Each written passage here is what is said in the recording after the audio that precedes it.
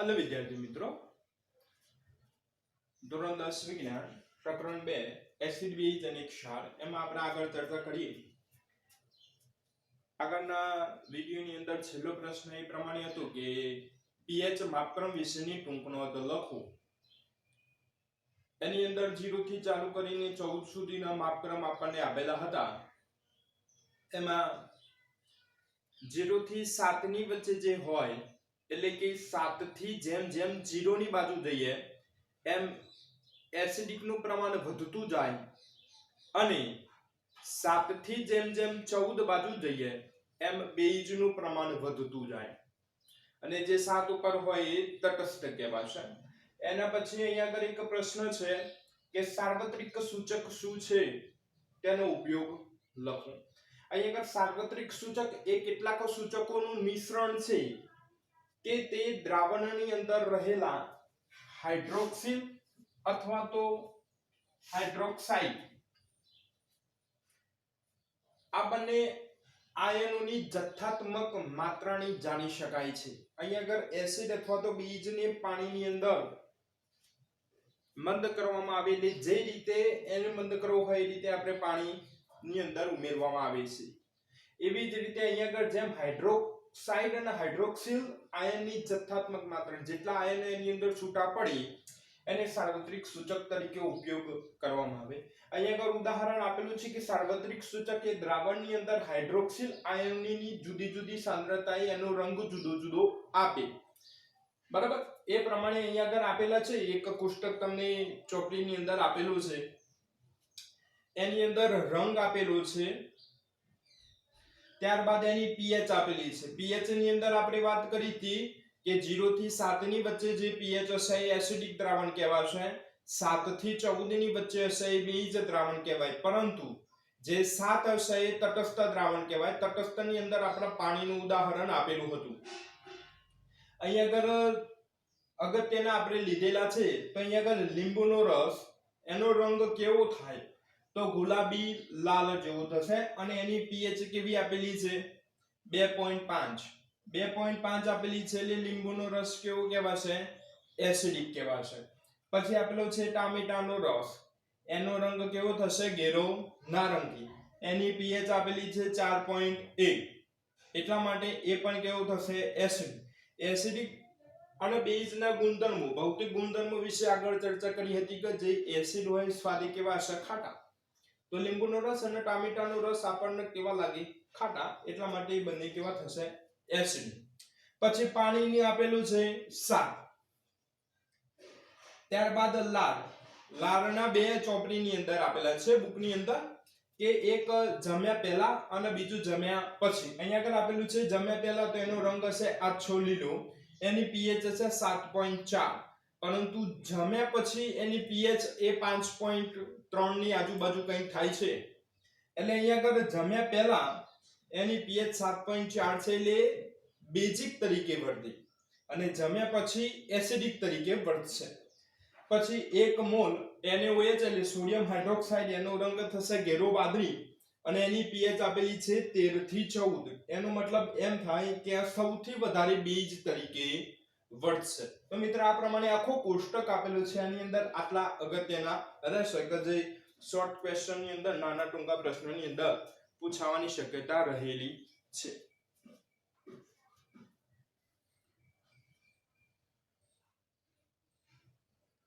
આગળનો એક પ્રશ્ન છે કે એસિડ અને બેઝ આ બંનેની પ્રબળતા કેવી રીતે નક્કી કરી શકાય, અથવા તો બીજો એક પાછળ એક પ્રશ્ન છે કે પ્રબળ એસિડ, નિર્બળ એસિડ, પ્રબળ બેઝ અને નિર્બળ બેઝ કોને કહેવાશે. તો અહીં અગર એસિડ અને બેઝની પ્રબળતા અનુક્રમે એની અંદર ઉદ્ભવતા H+ એટલે ધન આયન કહેવાશે અને બીજો OH- આયનોની સંખ્યા ઉપર આધાર રાખશે. જો એસિડ હશે તો H+ આયન ઉત્પન્ન થાય અને જો બેઝ હોય તો અહીંયા આગળ OH- આયન ઉત્પન્ન થશે. હવે અહીંયા આગળ કેવું ઉદાહરણ હોય તો 1 મોલર HCl એટલે હાઇડ્રોક્લોરિક એસિડ હોય અને 1 મોલર CH3COOH એટલે કે ઇથેનોઇક એસિડ હવે અહીંયા આગળ આ બંનેની સાંદ્રતા 1 મોલર આપેલી છે આપણને, એટલે સાંદ્રતા કેવી થશે? સમાન, પરંતુ એની અંદર જુદા જુદા પ્રમાણમાં H+ આયન ઉત્પન્ન થાય, કારણ કે બે કેવા છે? એસિડ, અને એસિડ હોય એની અંદર H+ આયન ઉત્પન્ન થાય, અને બેઝ હશે એની અંદર OH- આયન ઉત્પન્ન થાય. તો આથી સાંદ્રતા સમાન છે, તેમ છતાં એની અંદર એસિડ તરીકેની પ્રબળતા જુદી જુદી છે, એટલે કે એક પ્રબળ એસિડ છે અને બીજો કેવો થશે? નિર્બળ એસિડ. એની અહીંયા આગળ ચારે ચાર વ્યાખ્યાઓ આપેલી છે. વ્યાખ્યાઓ પાછળનો પણ એક પ્રશ્ન છે એની અંદર આવશે કે અહીંયા આગળ જે એસિડ પાણીમાં વધારે માત્રામાં H+ આયનો ઉત્પન્ન કરે, વધારે માત્રામાં H+ આયનો ઉત્પન્ન કરે એને પ્રબળ એસિડ તરીકે ઓળખવામાં આવે છે. એના ઉદાહરણ અહીંયા આગળ આપેલા છે. HCl એટલે હાઇડ્રોક્લોરિક એસિડ, નાઇટ્રિક એસિડ અને સલ્ફ્યુરિક એસિડ. ત્યારબાદ જે એસિડ પાણીમાં ઓછા H+ આયનો ઉત્પન્ન કરે એને નિર્બળ એસિડ તરીકે ઓળખવામાં આવે છે. એના ઉદાહરણ આપેલા છે. HCOOH એટલે મિથેનોઇક એસિડ અને CH3COOH એટલે ઇથેનોઇક એસિડ. અહીંયા આગળ આપણે આની અંદર ઉદાહરણ લીધેલું હતું HCl અને બીજું હતું CH3COOH. તો અહીંયા આની અંદર HCl એની અંદર વધારે પ્રમાણમાં H+ આયનો ઉત્પન્ન થશે, જ્યારે CH3COOH ની અંદર ઓછા પ્રમાણમાં H+ આયનો ઉત્પન્ન થાય. એટલા માટે અહીંયા HCl એ પ્રબળ એસિડ કહેવાશે, જ્યારે CH3COOH એ નિર્બળ એસિડ કહેવાય. એવી જ રીતે બીજા બે આપેલા છે પ્રબળ બેઝ અને નિર્બળ બેઝ. તેના જેવી જ વ્યાખ્યા થશે કે જે બેઝ પાણીમાં વધારે પ્રમાણમાં શું આપશે? OH- આયન ઉત્પન્ન કરે તેને પ્રબળ બેઝ તરીકે ઓળખવામાં આવે છે. એના ઉદાહરણો આપેલા છે NaOH, KOH, CaOH2. NaOH એટલે સોડિયમ હાઇડ્રોક્સાઇડ, KOH એટલે પોટેશિયમ હાઇડ્રોક્સાઇડ અને CaOH2 એટલે કેલ્શિયમ હાઇડ્રોક્સાઇડ. એવી જ રીતે નિર્બળ બેઝ, તો જે બેઝ પાણીમાં ઓછા પ્રમાણમાં OH- આયન ઉત્પન્ન કરે તેને નિર્બળ બેઝ તરીકે ઓળખવામાં આવે છે. એના ઉદાહરણ NH3, NH4OH.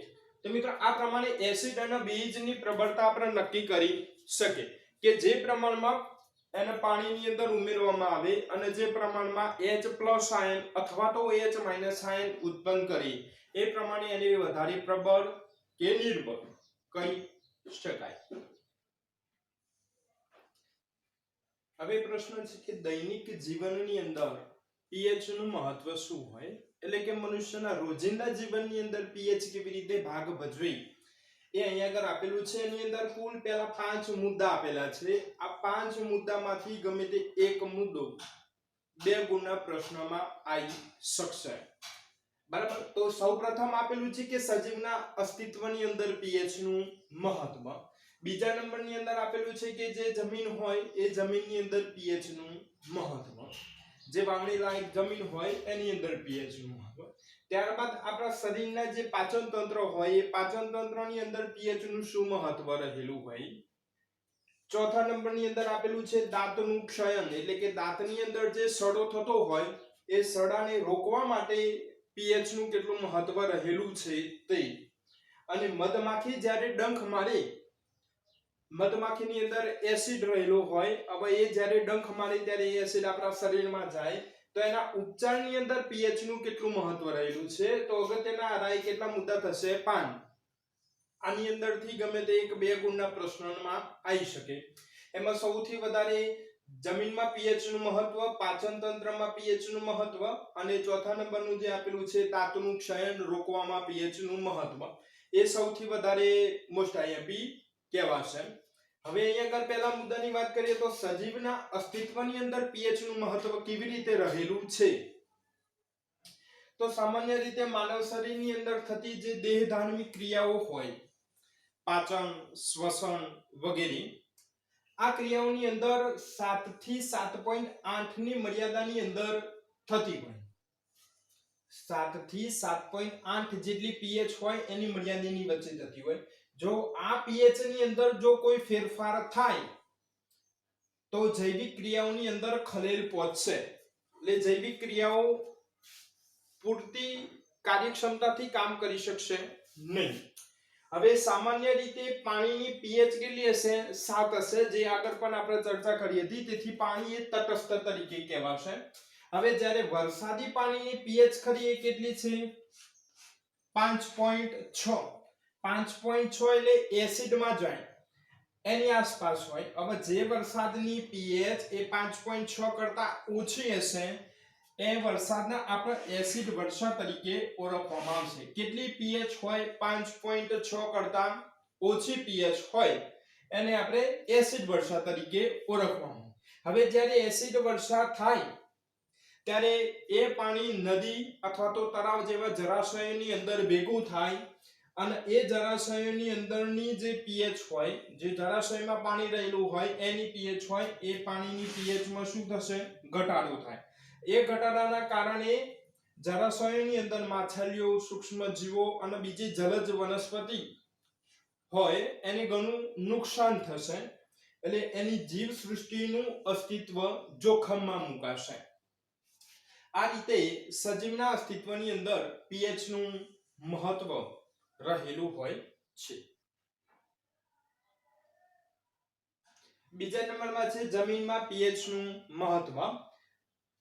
તો વનસ્પતિનો જે તંદુરસ્ત વિકાસ માટે વિશિષ્ટ પીએચ મર્યાદાની જરૂરિયાત રહેલી હોય છે. હવે અહીંયા આગળ આપેલું છે કે જે જમીનની પીએચ 6.5 થી 7.3 ની વચ્ચે હોય એ જમીનની અંદર છોડની વૃદ્ધિ અને વિકાસ સારા એવા પ્રમાણમાં થઈ શકે છે. અહીંયા આગળ જો 6.5 કરતા ઓછી હોય એટલે એસિડિક જમીન કહેવાશે. એસિડિક જમીનને તટસ્થ કરવી પડે. અને અહીંયા આગળ 7.3 થી વધારે પીએચ હોય તો એ બેઝિક જમીન કહેવાશે. બેઝિક જમીન હોય એને પણ તટસ્થ કરવી જોઈએ.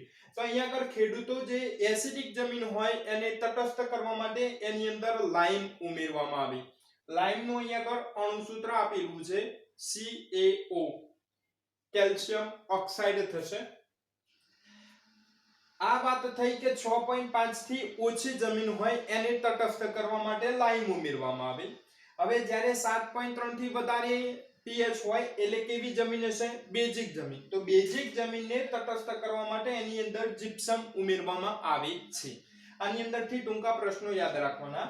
અહીંયા આગળ જમીનની પીએચ કેટલાથી કેટલાની વચ્ચે હોય? તો 6.5 થી 7.3 ની વચ્ચે. એસિડિક જમીનને તટસ્થ કરવા માટે શું ઉમેરવામાં આવે? તો લાઇમ. અને બેઝિક જમીનને તટસ્થ કરવા માટે શું ઉમેરવામાં આવે? તો જીપ્સમ. ત્યારબાદ ત્રીજા નંબરનું આવશે કે પાચન તંત્રની અંદર પીએચ નું મહત્વ. આપણે જાણીએ છીએ કે ખોરાક ખાઈએ ત્યારે ખોરાક આપણા જઠરમાં જાય એટલે જઠર એ ખોરાકના પાચનનું એક અભિન્ન અંગ ગણાય. એટલે અહીંયા લખેલું છે કે આપણા ખોરાકના પાચનમાં જઠર એ અગત્યનો ભાગ ભજવે છે. જઠરની અંદર એ હાઇડ્રોક્લોરિક એસિડ ઉત્પન્ન થાય. એ જઠરને કોઈ નુકસાન પહોંચાડતો નથી, પરંતુ એ ખોરાકના પાચન કરવામાં મદદરૂપ થાય છે. હવે અહીંયા આગળ જો અપચો થાય, ખોરાક ખાધેલો હોય અને અપચો થાય તો એ દરમિયાન જઠરની અંદર ખૂબ જ વધારે પ્રમાણમાં હાઇડ્રોક્લોરિક એસિડ ઉત્પન્ન થાય. શું ઉત્પન્ન થશે? હાઇડ્રોક્લોરિક એસિડ, જેનું અણુસૂત્ર થશે HCl, હાઇડ્રોક્લોરિક એસિડ ઉત્પન્ન થાય. હવે વધારે પ્રમાણમાં એસિડ ઉત્પન્ન થાય તો એને તટસ્થ કરવો પડે. હવે એ એસિડ ઉત્પન્ન થાય એટલે આપણા જઠરની અંદર દર્દ થાય અથવા તો બળતરા થશે. આ ને આપણે શું કહેવામાં આવશે? એસિડિટી તરીકે ઓળખીએ છીએ. હવે એસિડિટી ને દૂર કરવું હોય તો એની અંદર બેઝિક પદાર્થ આપણે ઉમેરવો જોઈએ. તો અહીંયા આગળ એસિડિટીના ઉપચાર માટે બેઝિક પદાર્થોનો ઉપયોગ કરીએ જેને શું કહેવાશે? એન્ટાસિડ અથવા તો બીજા નંબરમાં કહેવાશે પ્રતિ એસિડ પદાર્થ. શું કહેવાય? એન્ટાસિડ અથવા તો પ્રતિ એસિડ પદાર્થ. એ જઠરમાં રહેલો જે વધારાનો એસિડ હોય એનું તટસ્થીકરણ કરશે. હવે અહીંયા આગળ તટસ્થીકરણની વ્યાખ્યા આગળ આવી ગઈ હતી કે એસિડ અને બેઝ વચ્ચે પ્રક્રિયા થઈ ક્ષાર અને પાણી ઉત્પન્ન થાય તેને તટસ્થીકરણની પ્રક્રિયા કહેવાશે. એટલે આપણા જઠરની અંદર એસિડ હશે. કયો એસિડ હશે? Hydrochloric acid. એ એસિડને નાબૂદ કરવા એટલે તટસ્થ કરવા માટે આપણે બહારથી કયો પદાર્થ લઈશું? બેઝિક પદાર્થ. જે પદાર્થ લઈએ બેઝિક એને એન્ટાસિડ અથવા તો પ્રતિએસિડ પદાર્થ કહેવાય, જે જઠરમાં જઈ અને તટસ્થીકરણની પ્રક્રિયા કરશે. હવે એન્ટાસિડ તરીકે કયા પદાર્થો લેવામાં આવે? તો મંદ બેઝિક પદાર્થો લેવામાં આવે. એમાં પહેલા નંબરનો આવે છે ખાવાનું સોડા, જેનું અણુસૂત્ર અહીંયા આગળ આપેલું છે NaHCO3, જેને કહેવાય સોડિયમ હાઇડ્રોજન કાર્બોનેટ. બીજા નંબરનો એક પદાર્થ આપેલું છે મિલ્ક ઓફ મેગ્નેશિયા, જેનું અણુસૂત્ર આપેલું છે MgOH. આનું નામ થશે મેગ્નેશિયમ હાઇડ્રોક્સાઇડ. મેગ્નેશિયમ હાઇડ્રોક્સાઇડ એટલે એન્ટાસિડ બે પદાર્થો થશે, એક ખાવાનું સોડા અને બીજા નંબરમાં મિલ્ક ઓફ મેગ્નેશિયા. આ રીતે આપણા જઠરની અંદર જે વધારાનું એસિડ હોય એની નાબૂદ કરી શકે. તો પાચન તંત્રની અંદર પણ pH નું મહત્વ રહેલું છે.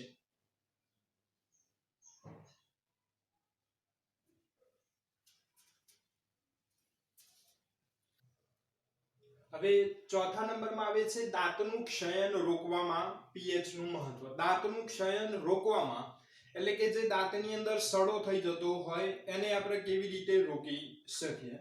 તો અહીંયા આગળ આપેલું છે કે જ્યારે મોંના અંદરની pH એ 5.5 કરતા ઘટી જાય ત્યારે દાંતનું ક્ષયન અથવા તો દાંતનો સડો શરૂ થાય છે. હવે અહીંયા આગળ આપેલું છે કે જે દાંતના ઉપરનું આવરણ અથવા તો ઉપરનું જે પડ ખરું એ કેલ્શિયમ ફોસ્ફેટનું બનેલું હોય. એક ટૂંકા પ્રશ્નની અંદર યાદ રાખવાનું થશે. જેવા કઠિન પદાર્થોનું બનેલું હોય કે જે પાણી દ્વારા એના ઉપર કોઈ અસર થતી નથી, એટલે એ પાણીમાં ઓગાળતું નથી. પરંતુ મોંના અંદરના ભાગની pH એ જ્યારે આપણે કીધું કે 5.5 કરતા ઓછી થાય ત્યારે તે પડ ધીરે ધીરે ખવાઈ જવાનું શરૂ થાય છે. એટલે એનું ક્ષયન શરૂ થાય, એની અંદર સડો શરૂ થાય છે, જેને દાંતનું ક્ષયન અથવા તો દાંતનો સડો કહેવાશે. હવે અહીંયા આગળ મોંની અંદર હાજર રહેલા બેક્ટેરિયા એ જામ્યા પછી મોંમાં બાકી રહી ગયેલા ખોરાકના કણો અને બીજા શર્કરાનું શું કરે? વિઘટન. એ વિઘટનથી એસિડ ઉત્પન્ન કરે અને એ દાંતના ક્ષયન માટે જવાબદાર હોય. એટલા માટે અહીંયા આગળ ખોરાક ખાધા પછી દાંત વ્યવસ્થિત રીતે આપણે સાફ કરવા જોઈએ. જો સાફ ના કરીએ તો એની અંદર જે બેક્ટેરિયા રહેલા હોય અને શર્કરા એનું વિઘટન થાય અને એના કારણે આપણા દાંતનું ક્ષયન, દાંતનું સડો શરૂ થવાનું ચાલુ થઈ જાય છે. દાંત એ ચોખ્ખા કરવા માટે આપણે ટૂથપેસ્ટ વાપરીએ એ સામાન્ય રીતે એની અંદર બેઝિક પદાર્થ રહેલો હોય છે. એ વધારાના એસિડને તટસ્થ કરી એટલે કે તટસ્થીકરણની પ્રક્રિયા કરશે અને પરિણામે દાંતનું ક્ષયન અટકાવી શકાય છે. એટલે દાંતની અંદર કોઈ ક્ષયન થતું નથી. આની અંદરથી કેટલા pH થી ઓછી થાય? તો 5.5 pH કરતા ઓછી થાય ત્યારે દાંતનું ક્ષયન શરૂ થાય. દાંતનું ઉપરનું આવરણ એટલે પડ શેનું બનેલું હોય? કેલ્શિયમ ફોસ્ફેટનું બનેલું હશે. હવે અહીંયા આગળ ઘટી જાય ત્યારે દાંતનું ક્ષયન શરૂ થાય છે. હવે મિત્રો છેલ્લો 5મા નંબરનો મુદ્દો છે કે જ્યારે મધમાખી ડંખ મારે ત્યારે એના ઉચ્ચારની અંદર pH કેવી રીતે મહત્વનો ભાગ ભજવે છે? તો મધમાખી જ્યારે ડંખ મારે ત્યારે તેનો ડંખ એ એસિડ મુક્ત કરે, એટલે એ એસિડ જેને ડંખ મારે હોય એના શરીરની અંદર પ્રવેશ થાય અને એના કારણે એનો દર્દ આવે અને જે જગ્યાએ ડંખ મારે હોય એ જગ્યાએ થોડા ભાગમાં સોજો આવી જાય છે. હવે મધમાખીના ડંખની અસરની રાહત મેળવવા માટે આપણે ખાવાનું સોડા આગળ પણ એકની અંદર આવી ગયું. ખાવાનું સોડા જેને કહેવાય બેકિંગ સોડા, એના જેવા બેઝિક પદાર્થો આપણે જે જગ્યાએ ડંખ મારે હોય એના આજુબાજુના વિસ્તારની અંદર જલીય દ્રાવણ સાથે એના ભાગની અંદર લગાવવામાં આવે છે, જેને એસિડિક ઝેરનું શું કરશે? તટસ્થીકરણ કરશે. એટલે એ બેઝિક પદાર્થ હોય એ બેઝિક પદાર્થ એ જે જગ્યાએ ડંખ મારેલો હશે એ ભાગની અંદરથી એસિડ પોતાની બાજુ ખેંચી અને એનું તટસ્થીકરણ કરી નાખશે. પરિણામે સોજો ઓછો થાય છે. આ રીતે મિત્રો એની અંદર ખાવાના સોડાનો ઉપયોગ કરવામાં આવે. ત્યારબાદ બીજું એક આપેલું છે કે કવચ નામની એક વનસ્પતિ છે જેના પાંદડા એ પાંદડું આપણે કોઈ પણ શરીરના ભાગે અડકી જાય તો એની અંદરથી મિથેનોઇક એસિડ મુક્ત કરી અને આપણા શરીરમાં જાય, જે ખૂબ જ ઝેરી પદાર્થ ગણી છે. આ રીતે આપણે સજીવની અંદર pH નું મહત્વ કુલ 5 ભાગની અંદર જોયું. એ દરેક ભાગ 2 ગુણના પ્રશ્નમાં પૂછાય અથવા જો 4 ગુણનો પ્રશ્ન પૂછાય તો આની અંદરથી 2 2 પૂછાશે. આ રીતે પ્રશ્નો